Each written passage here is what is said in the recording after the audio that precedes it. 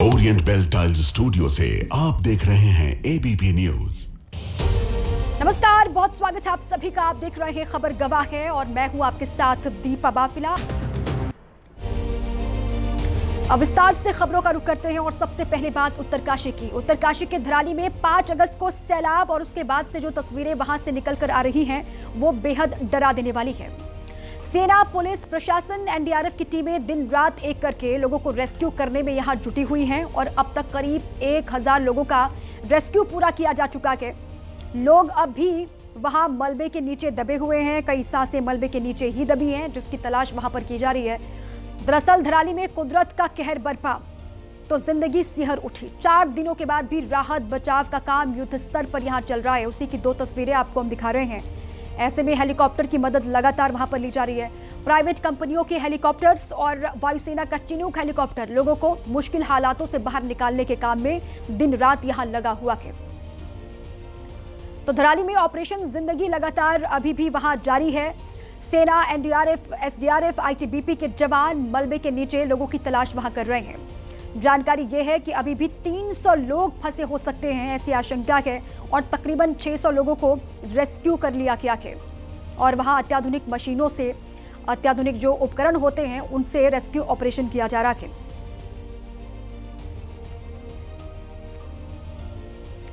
धराली में मंगलवार को आई आपदा के बाद चारों ओर बर्बादी के निशान हैं। सेना, एनडीआरएफ, एसडीआरएफ रेस्क्यू ऑपरेशन में जुटी हुई है। एबीपी न्यूज की टीम ग्राउंड जीरो पर पहुंच चुकी है।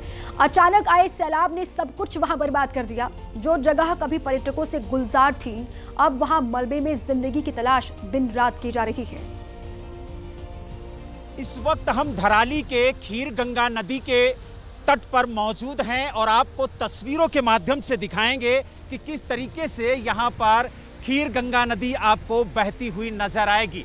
ठीक सामने आप देख सकते हैं 2 पहाड़ों के बीच में जो स्पेस आपको दिखाई दे रहा है, वहीं से बादल फटने के बाद जो पानी का सैलाब आया उसने सब कुछ बहा दिया और कहा जाता है कि इसी मार्ग से जो खीर गंगा नदी है वो बहती हैं। लेकिन अचानक से इतना पानी आया कि सब कुछ अपने साथ बहा ले गया और आप देख सकते हैं कि अब जो खीर गंगा नदी की धार है वो अब थोड़ी कम हो गई है, लेकिन अभी भी काफ़ी तेज बहाव है और यही वजह है कि सेना के द्वारा आप देख सकते हैं यहाँ पर एक लकड़ी का पुल तैयार किया गया है ताकि इस पार से उस पार जाया जा सके और ये रस्सी लगाई गई है ताकि इस रस्सी के सहारे आप दूसरी तरफ आ सकें। और ठीक सामने आप देख सकते हैं कि कुछ होटल और कुछ दुकानें, कुछ घर बचे हैं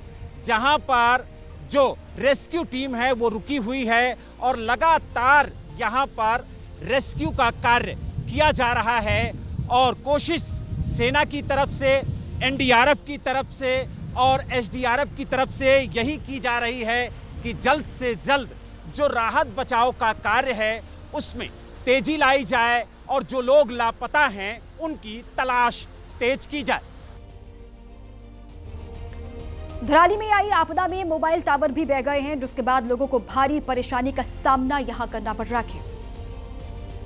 हम धराली के एक मोबाइल टावर पे मौजूद हैं जो पूरी तरह से क्षतिग्रस्त हो गया है और यही वजह है कि धराली के अंदर ना तो मोबाइल सेवा बहाल है और ना ही इंटरनेट सेवा, क्योंकि जो मोबाइल कंपनियों के टावर थे वो पूरी तरह से क्षतिग्रस्त हो गए हैं। यानी ये कहना गलत नहीं होगा कि पूरी तरह से वो बह गए हैं। आप देख सकते हैं कि मोबाइल टावर की क्या स्थिति है यहाँ पर और जब से ये त्रासदी हुई है तब से यहाँ पर जो मोबाइल सेवा है, इंटरनेट सेवा है वो पूरी तरह से बंद है। अब फिलहाल जो एनडीआरएफ की टीम है, जो सेना के जवान हैं, वो लगातार यहाँ पर टावर लगाने की कोशिश कर रहे हैं ताकि जल्द से जल्द जो मोबाइल सेवा है, जो इंटरनेट सेवा है वो बहाल हो सके ताकि जो लोग यहाँ फंसे हैं वो अपनों से बात कर सके।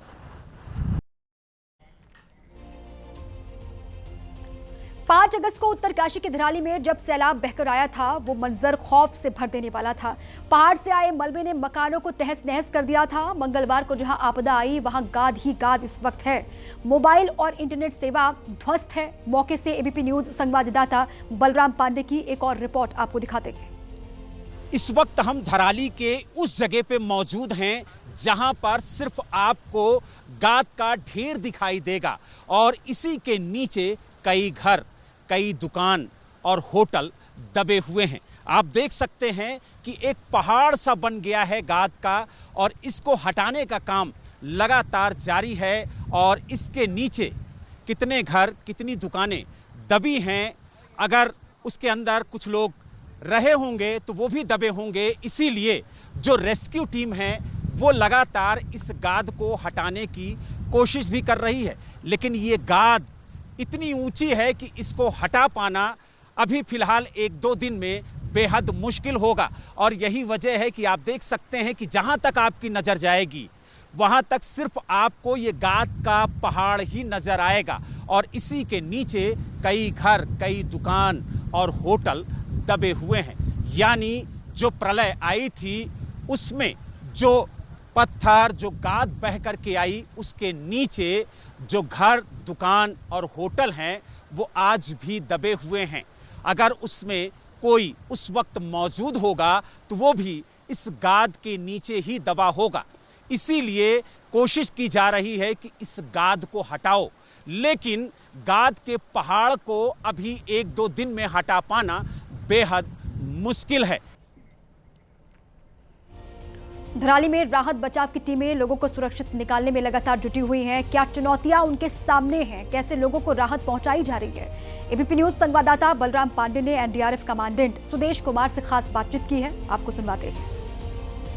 धराली में जिंदगियों की तलाश में लगातार एनडीआरएफ की टीम, सेना की टीम लगी हुई है और जो गाद के नीचे, पत्थरों के नीचे दबे हुए लोग हैं उन्हें निकालने की कोशिश की जा रही है। और आप देख सकते हैं कि किस तरीके से यहाँ पर जो लापता लोग हैं उनकी तलाश की जा रही है और उसके लिए जो पत्थर हैं उन्हें हटाया जा रहा है, जो गाद है उसे हटाई जा रही है। और आप देखिए कि किस तरीके से गड्ढा करके यहाँ पर लोगों की तलाश की जा रही है। तो यानी कुल मिला के ये कह सकते हैं कि एनडीआरएफ की टीम लगातार यहाँ पर काम कर रही है, सेना की टीम भी यहाँ पर लगी हुई है ताकि जल्द से जल्द जो लापता लोग हैं उनकी तलाश पूरी की जाए। और आप देख सकते हैं जो सीनियर अधिकारी हैं एनडीआरएफ के वो भी यहाँ पर मौजूद हैं और रात दिन 24 घंटे यहाँ पर एनडीआरएफ की टीम पूरी मुस्तैदी से काम करती हुई नजर आ रही है। जो सीनियर अधिकारी यहाँ पर मौजूद हैं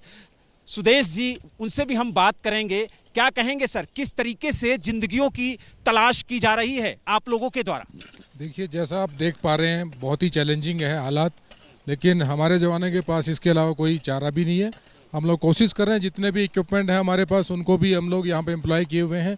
उसके साथ साथ जो है हम डिगिंग कर रहे हैं। आप यहाँ देखेंगे हमारे जो है कैडावर डॉग्स हैं, जहाँ जहाँ उन्होंने सस्पेक्टेड लोकेशंस पे बार्क किया है वहाँ पर भी हमारी टीमें जगह जगह पर जो है खोदने की कोशिश कर रही है ताकि हम पहुँच पाएँ। नीचे से पानी भी निकल के आ रहा है, सिल्ट, क्योंकि अभी जो है सिल्ट भी है, पत्थर भी आ रहे हैं, तो बहुत सारे चैलेंजेज हैं। कोशिश कर रहे हैं हम जहाँ तक जितना हो पाएगा।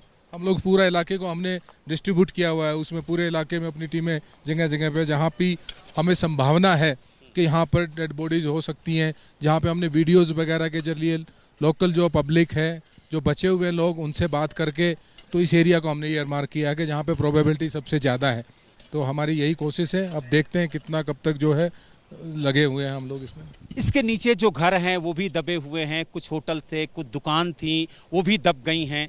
तो लगातार ये कोशिश हो रही है कि जो लोग लापता हैं उनकी तलाश की जाए और उनको चिन्हित किया जाए। अगर मलबे में दबे हैं तो भी उन्हें निकाला जाए ताकि ये पता चल सके कि कितने लोग इस मलबे में दबे हैं और कितनी मौतें हुई हैं।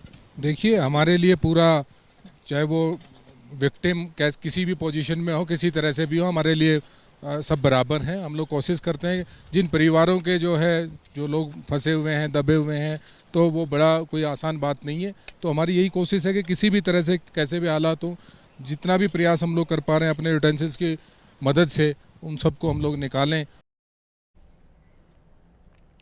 धराली में जो मलबा बहकर आया उसने सभी को अपनी आगोश में समेट लिया। मलबे में घरों की समाधि बन गई। ऐसे में इस मलबे में जिंदगी की तलाश के लिए खोजी डॉग्स और आधुनिक उपकरणों की मदद ली जा रही है।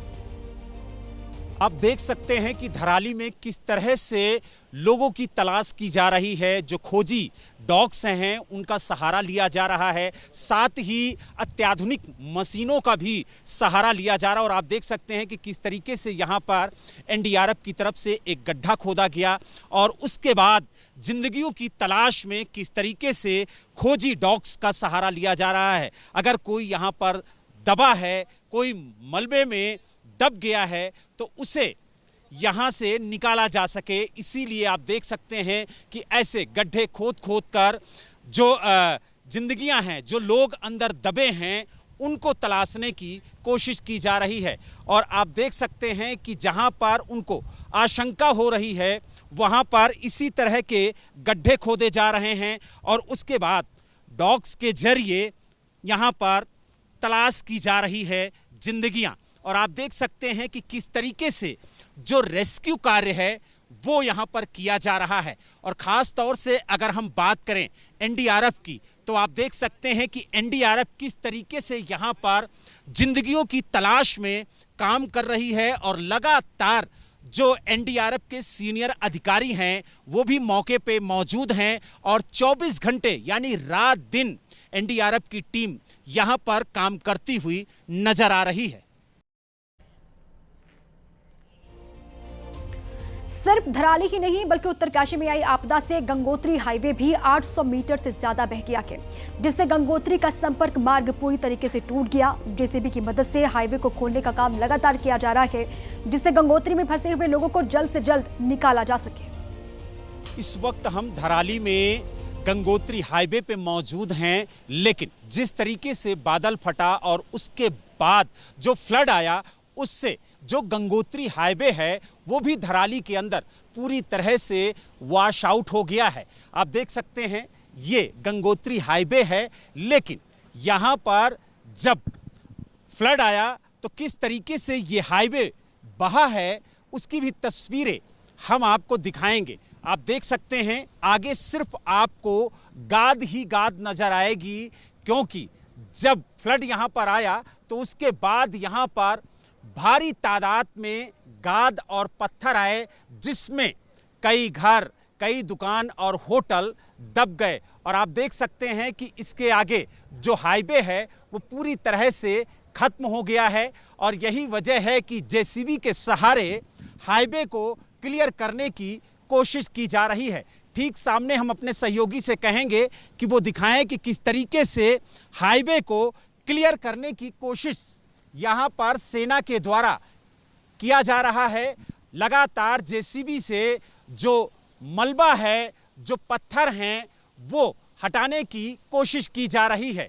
लेकिन आप देख सकते हैं कि किस तरीके से यहाँ पर जो उस समय पानी का सैलाब आया उसके साथ किस तरीके से गाद आई, जिसने अपनी चपेट में घरों को ले लिया, दुकानों को ले लिया, होटलों को ले लिया और जो लोग उस समय यहाँ मौजूद थे वो भी गाद के नीचे ही दब गए। तो यानी कुल मिला के ये कह सकते हैं कि इस आपदा ने धराली को पूरी तरह से तबाह कर दिया है और कोशिश यही की जा रही है सेना के द्वारा, एनडीआरएफ के द्वारा, स्थानीय प्रशासन के द्वारा, सरकार के द्वारा कि जल्द से जल्द यहाँ फिर से जो जिंदगियां हैं उनको सामान्य पटरी पर लाने की कोशिश की जाए। एबीपी न्यूज ने धराली के पीड़ितों से भी बात की है, जिन्होंने अपना मकान, दुकान सब कुछ गंवा दिया। उन्होंने क्या कहा आपको सुनवाते हैं। क्या कहेंगे, किस तरीके से ये त्रासदी आई और किस तरीके से आपने अपना सब कुछ खो दिया? सर, मेरा नाम सचिन पवार है और मैं यहीं का निवासी हूँ। मेरा यहाँ पे कल्प केदार होटल के नाम से एक होटल था जिसपे 12 रूम थे, 10 रूम प्लस एक उसमें बड़ा हॉल था, डॉर्मेट्री। और एक मेरी दुकान थी, वो मेडिसिन की थी, जो हम बागवानी करते हैं उससे संबंधित एक मेडिसिन की दुकान थी, वो सब बह गए हैं। और प्लस उसमें 4 लोगों की जो मेरे स्टाफ थे उनकी भी मृत्यु हो गई है। मैं भगवान कल्प केदार के आशीर्वाद से उस दिन बच गया। नहीं, इससे पहले हमने ऐसी त्रासदी नहीं दिखी थी। ये तो भयावह रूप है, प्रकृति का प्रकोप समझेंगे हम इसको। मैं उस समय मेरा क्लोज था, सब लोग छुट्टी गए थे, लेकिन और लोग मतलब कुछ सौभाग्य से ये रहा कि लंच का टाइम था, ज़्यादा गांव वाले ज़्यादातर लोग खाना खाने गए थे। उस दिन मेला भी था गांव में। अगर ये थोड़ा सा आधा घंटा 1 घंटा और लेट होता तो शायद जनहानि बहुत ज़्यादा होती। बड़ा मुश्किल से बच्चा बच गया। हम तो बड़ा रो चिल्लाए हम तो वहाँ गया, जंगल में गया, क्या करना, खाना रोना का कोई जुगाड़ा नहीं है। ये नेपाल से ना पूछ के इधर आया, दवाई के लिए, इलाज करने के लिए आया, पैसा कमाने के लिए आया। हमको तो कुछ नहीं है, हमका बड़ा मुश्किल से चीज़। कितने दिन से यहाँ पर आप रह रहे थे? जितना दिन ये पैरा निकल गया उतना दिन से ऐसे हैं, ऐसे गरीब बैठा खाए, क्या करना। बच गया सर, सामान खाने पीने सब दब गया सर। अच्छा, बड़ा भयावह मंजर रहा होगा, आपने तो देखा होगा। वो बड़े आया, ऊपर से बहुत बड़े आया, वो हम तब ऊपर को थोड़ा बड़े जंगल को लगा तब बच गया, नहीं तो। उत्तराखंड के बाद अब बात हिमाचल की। हिमाचल के शिमला से लैंडस्लाइड की खौफनाक तस्वीरें सामने आई हैं, जहां पर पहाड़ का एक बहुत बड़ा हिस्सा दरका और उसके बाद पहाड़ से मलबे का सैलाब नीचे उतरता हुआ दिखाई दिया। तस्वीर आपको हम दिखाते हैं और आप साफ देख पाएंगे कि कैसे पहाड़ का एक हिस्सा दरकता हुआ दिखाई दिया, जो टूटकर नीचे सड़क पर आ गिरा और उसके बाद पहाड़ से बड़ी संख्या में मलबा भी नीचे आया, जिसे देखने वालों के होश फाख्ता हो गए। ये पूरी घटना कुसुमपट्टी इलाके के डुम्मी गांव की बताई जा रही है, जहां पर पहाड़ के दरकने के बाद रास्ता बंद कर दिया गया है और इसकी वजह से काकर से बगौरी जाने वालों की मुश्किलों में इजाफा हुआ है। ये शिमला की तस्वीर आपको हम दिखा रहे हैं, किस तरीके से लैंडस्लाइड वहां पर हुआ। पूरा रास्ता अब जाम हो गया है, बंद हो गया है। ऊपर से ये देखिए आप, पहाड़ का बहुत बड़ा हिस्सा सड़क पर आ गया। लगातार जोरदार बारिश और उसके बाद हिमाचल में कितनी तबाही हुई है उसी की गवाही ये तस्वीर है।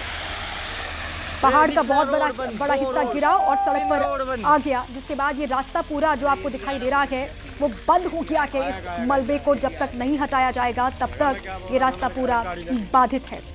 पार, हाँ, गाड़ी तक गया है पार। काकर से बागौरी जाने वाला ये रास्ता बताया जा रहा है, जहां से अब लोगों के सामने संकट खड़ा हो गया है आवागमन का।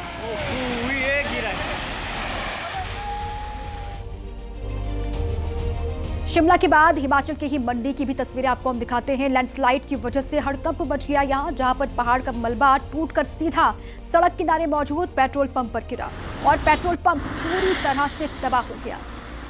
तस्वीरें आपको हम दिखा रहे हैं, आप साफ देख सकते हैं कि कैसे पहाड़ का पूरा हिस्सा टूटकर पेट्रोल पंप पर जा गिरा और पहाड़ के मलबे के नीचे दबकर ये पूरा पेट्रोल पंप समीदोज हो गया है। गनीमत लेकिन ये रही कि पेट्रोल पंप कर्मचारियों ने सूझबूझ दिखाते हुए पेट्रोल पंप को पहले ही खाली करा लिया था, जिससे अनहोनी नहीं हुई। फिलहाल पेट्रोल पंप पर गिरे मलबे को हटाने की कोशिश यहां पर की जा रही है। जेसीबी और दूसरी मशीनों की मदद से पेट्रोल पंप पर गिरा मलबा हटाया जा रहा है और कैसे पूरा ये पेट्रोल पंप जमींदोज हो गया, मलबे के नीचे दब गया। ये उसी की तस्वीरें आपके सामने हैं। लैंडस्लाइड और ऊपर से पहाड़ का हिस्सा गिरा, नीचे पेट्रोल पंप था।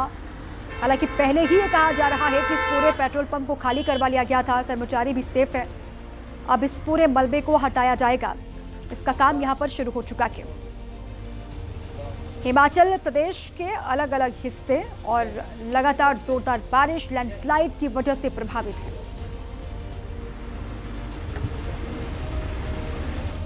महाराष्ट्र चुनाव को लेकर राहुल गांधी के आरोपों के बाद अब शरद पवार ने बड़ा दावा किया है। शरद पवार ने कहा कि महाराष्ट्र चुनाव की वोटिंग से पहले 2 लोग मुझसे मिलने आए और वोटर लिस्ट की मदद से दोनों ने मुझसे 160 सीटें जिताने का दावा भी किया। शरद पवार ने कहा कि उस वक्त मुझे चुनाव आयोग पर भरोसा था, विश्वास था, ये उन्होंने कहा, और इसलिए मैंने मदद लेने से इनकार कर दिया। मैंने उन दोनों की मुलाकात फिर उसके बाद राहुल गांधी से कराई थी। राहुल ने भी मदद लेने से दोनों से ही इनकार कर दिया था।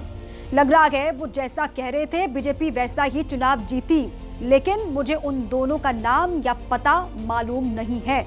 शरद पवार की ओर से यह दावा किया गया है। खरं सांगायचं म्हणजे याच्यामध्ये आम्ही लोकांनी हवं तसं लक्ष दिलं नाही. मला आठवतं विधानसभेच्या निवडणुका जाहीर झाल्या त्याच्या आधी दिल्लीमध्ये मला काही लोक भेटायला, 2 लोक, त्यांची नावं पत्ते हे आता माझ्याकडे नाही आहेत, पण मी त्याच्यात लक्ष दिलं नाही. आणि त्यांनी आम्हाला सांगितलं की महाराष्ट्रामध्ये 288 विधानसभेच्या जागा आहेत, आम्ही तुम्हाला 160 जागा निवडून येण्याची गॅरंटी देतो. मला आश्चर्य वाटतं आणि स्पष्ट सांगायचं म्हणजे त्यांनी जरी सांगितलं गॅरंटीचं तरी निवडणूक आयोग या संस्थेच्या संबंधी माझ्या मनात काही शंकेची स्थिती नव्हती. आणि म्हणून असे लोक भेटत असतात म्हणून त्यांच्याकडे मी त्यावेळी दुर्लक्ष केलं. आणि ते झाल्याच्या नंतर त्या लोकांची आणि राहुल गांधी यांची मी वेळ घालून दिली. त्या लोकांना जे काही म्हणायचं होतं ते राहुल गांधींच्या समोर म्हणलं, पण राहुल गांधींचं माझं मत या कामात आपण लक्ष देऊ नये, हा आपला रस्ता नाही. आपण लोकांच्याकडे जाऊ आणि लोकांचा पाठिंबा मिळेल कसा होईल हा निर्णय आम्ही घेतला आणि त्याकडे दुर्लक्ष. महाराष्ट्र चुनाव को लेकर किए गए शरद पवार के दावे पर बीजेपी हमलावर हो गई है. बीजेपी ने सवाल पूछा है कि ऐसे लोग राहुल गांधी और शरद पवार के पास ही क्यों जाते हैं, और अगर गए तो क्या इसकी शिकायत पुलिस या चुनाव आयोग के पास की गई? राहुल गांधी और शरद पवार के पास ही क्यों जाते हैं? सबसे पहले इसका मतलब घोटालेबाज पार्टी कांग्रेस पार्टी, और ये लोग जिनकी कोई विश्वसनीयता नहीं है, कोई प्रमाण नहीं है, सिर्फ क्लेम्स हैं, ये लोग कांग्रेस पार्टी और शरद पवार जी जैसे लोगों को ही ढूंढते हैं. दूसरा, मुझे नहीं पता लेकिन शरद पवार जी से ये सवाल जरूर पूछिएगा. नागरिक हैं, उनका भी कर्तव्य है जनता के प्रति संविधान के तहत. जब ऐसे लोग उनके पास आए तो उन्होंने कोई फॉर्मल कंप्लेंट दी थी? क्या कोई शिकायत दी थी उन्होंने पुलिस को? क्या वो न्यायालय गए थे? चुनाव तो पार्टियां लड़ेंगी, कोई पार्टी जीतेगी, कोई हारेगी, लेकिन लोकतंत्र का सेनानी होने के नाते क्या उन्होंने कोई कंप्लेंट, शिकायत पुलिस में दी हो, या कोई प्रेस कॉन्फ्रेंस करके इस विषय को उठाया हो, निर्वाचन आयोग को कोई शिकायत दी हो, या न्यायालय गए हो? ये कृपया करके वो जरूर बताएं. मैं सब नेता प्रतिपक्ष राहुल गांधी, जिनको पूरा देश नेता प्रतिपक्ष कम नेता अपरिपक्व ज्यादा मानने लगा है, जो प्रेस वार्ता राहुल गांधी जी ने करी और एक संवैधानिक संस्था इलेक्शन कमीशन ऑफ इंडिया, निर्वाचन आयोग पे जिस तरह से बेबुनियाद आरोप बिना तथ्यों के झूठ बोल के लगाए, तो यह कहना गलत नहीं होगा राहुल उर्फ अराजक तत्व अब राहुल उर्फ विध्वंसक हो गए हैं. राजधानी दिल्ली से खबर है. दिल्ली के करावल नगर इलाके में यहां ट्रिपल मर्डर की वारदात से हड़कंप मच गया कि हत्या का आरोप प्रदीप नाम के व्यक्ति पर लगा के आरोप है कि उसने अपनी पत्नी जयश्री और 5 बेटियों को मौत के घाट उतार दिया. हालांकि पुलिस ने कुछ ही घंटों के अंदर उसे गिरफ्तार भी कर लिया है. शुरुआती जांच में जो तथ्य सामने आए हैं उसके मुताबिक आरोपी प्रदीप अपनी पत्नी के साथ अक्सर झगड़ा और मारपीट किया करता था. मृतक के परिजनों की माने तो प्रदीप नशे का आदी था और इसका विरोध करने पर वो पत्नी को मारता पीटता था. दिल्ली के करावल नगर में ट्रिपल मर्डर की सनसनीखेज वारदात हुई है. आप देखिए दिल्ली पुलिस के तमाम जो ऑफिसर्स हैं वो मौके पे मौजूद हैं, फॉरेंसिक टीम भी मौके पे है, और तमाम जो जांच है वो चल रही है। सबसे बड़ी वजह है कि इस पूरे मामले में दिल्ली पुलिस कहीं ना कहीं जांच कर रही है और बड़ी वजह यह है कि किन कारणों की वजह से इस सनसनीखेज वारदात को अंजाम दिया गया, उसकी जांच फिलहाल चल रही है। आप खुद देखिए कि खुद एसीपी साहब मौके पे हैं और सबसे बड़ी बात यह है कि अब इन तमाम हत्या के पीछे की तमाम चीजों की जांच की जा रही है। ये बताया जा रहा है कि आरोपी पति प्रदीप और उसके 2 भाई फरार हैं। ये वही मकान है जहां पर इस पूरी वारदात को अंजाम दिया गया। सबसे बड़ी बात है कि किन कारणों की वजह से इस हत्या की वारदात को अंजाम दिया गया, ये पता लगाने की कोशिश की जा रही है। दिल्ली पुलिस ने कई टीमें बनाई हैं आरोपी को पकड़ने के लिए। ये बताया जा रहा है शुरुआती जांच में कि ये पारिवारिक विवाद का मामला है और कहीं ना कहीं इस पूरे मामले की जांच की जा रही है। आप देखिए कि तमाम ऑफिसर्स दिल्ली पुलिस के मौके पे हैं, डीसीपी खुद मौके पे आए हुए थे और सबसे बड़ी बात है कि एफएसएल की जो टीम है, फॉरेंसिक टीम है, वो मौके पे है और ये फिलहाल क्राइम स्पॉट है जहां पर जांच दिल्ली पुलिस के द्वारा की जा रही है। क्या कारण है हत्या की, इसका पता अभी लगाया जा रहा है, लेकिन जो शुरुआती जांच है वो कहीं ना कहीं एक विवाद बताया जा रहा है, घरेलू लड़ाई बताई जा रही है और इसी की अब जांच दिल्ली पुलिस कर रही है। वीडियो जर्नलिस्ट सीके सिंह के साथ सुशील पांडे, एबीपी न्यूज, दिल्ली। मृतका के जो भाई हैं वो हमारे साथ मौजूद हैं। क्या नाम है आपका? प्रेम शंकर। प्रेम शंकर जी, क्या ये पूरा मामला है और आपको कब सूचना मिली, कहाँ रहते? ये सुबह 6 बजे फोन गया था। हम रहते हैं बुराड़ी संत नगर और जब पता लगा तो फिर हम वहाँ से आए यहाँ पर। क्या फोन पे बताया गया आपको? फोन पे बताया है आपकी सिस्टर और दोनों बेटियां मार दी हैं। किसी ने बताया था, रिश्तेदार ने। आप यहाँ पहुंचे तो आपको क्या पता चला? हमारे को पता चला अंदर देखने के, वैसे तो जाने नहीं दे रहे पुलिस वाले। बाहर से देखा जाके दूर से तो माँ और बेटियां बेड पे पड़ी हुई हैं, बेड पर पड़ी हुई हैं, मार के डाल दिया और तीनों फरार हैं यहाँ से। कौन फरार है, किस पर आरोप है आपके हिसाब? भाई फरार है यहाँ से। मृतका के पति का क्या नाम? प्रदीप। भाइयों का पता नहीं है नाम वैसे। हाँ, वो क्या आरोप, क्या लग रहा है कि आप पहले से लड़ाई झगड़ा होता था? हाँ, मारते रहते थे सिस्टर को। लोग आज क्या राखी बंधवाने के लिए यहाँ पर? हम तो इंतजार कर रहे थे राखी बंधवाने, क्या हम तो इंतजार कर रहे हैं हमारी सिस्टर आएगी घर पर। अब ऐसा पता लगा हाजी के आपकी मार दिया हाजी सिस्टर को और बेटियों को। फिर वहाँ से भागे संत नगर। शादी हुई थी 2017। लड़ाई झगड़ा क्या पहले भी होते रहते थे इसी तरीके से, या आपको लगता था कि इस तरह की घटना की वारदात को अंजाम दे देगा? हाँ, लड़ाई वगैरह होती रहती थी। अपने पीते खाते थे। क्या काम करते? ये मंडी में काम करते थे, कमाते ऐसे ही थे। अपने खेल लिया, दारू सट्टा ये खेलते थे, खत्म हो गए पैसे अपने पास से तो अपनी घरवाली से ले लिए। अभी परसों पल्ले दिन 10,000 रुपये लिए हैं उससे, लगा लो। हाँ, मारपीट होती रहती थी, मारते रहते थे। पुलिस से आप लोग की क्या मांग है, क्या चाहते हैं? हमारी मांग है हाजी इनकी कार्रवाई होनी चाहिए, फांसी होनी चाहिए। आज रक्षाबंधन का त्योहार देश भर में मनाया जा रहा है। बहनें अपने भाई की कलाई पर रक्षा का सूत्र बांध रही हैं। इसी कड़ी में पीएम आवास पर भी राखी का त्योहार मनाया गया। आध्यात्मिक संस्था ब्रह्म कुमारी संस्था के सदस्यों और छोटी बच्चियों ने पीएम मोदी को राखी बांधी। इस दौरान पीएम मोदी ने बच्चियों के साथ मनमोहक तस्वीरें भी खिंचवाई, जो इस वक्त आप देख रहे हैं। मेरे साथ हाथ बनाएंगे। अच्छा, हाथ मिलाना है। आप मेरे आई कार्ड से देख लो, मेरा नाम यहाँ पे है। सबसे ऊपर तुम्हारा होना चाहिए। शाबाश।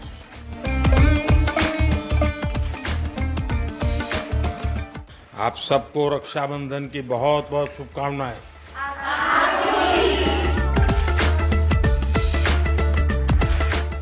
आज मिला देश के नेता से सम्मान, रक्षा का धागा, विश्वास की डोर, दिल से निकलता है बस एक ही शोर, जय हिंद। आपके जैसे प्राइम मिनिस्टर बनना चाहते हैं। अच्छा, प्राइम मिनिस्टर बनना है।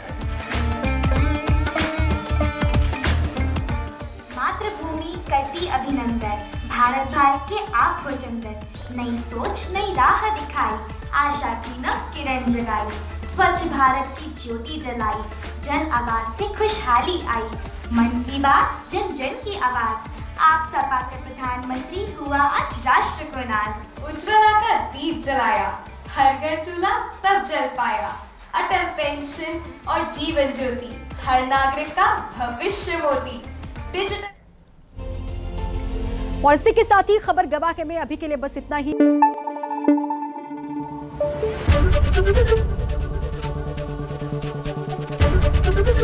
एबीपी न्यूज आपको रखे आगे।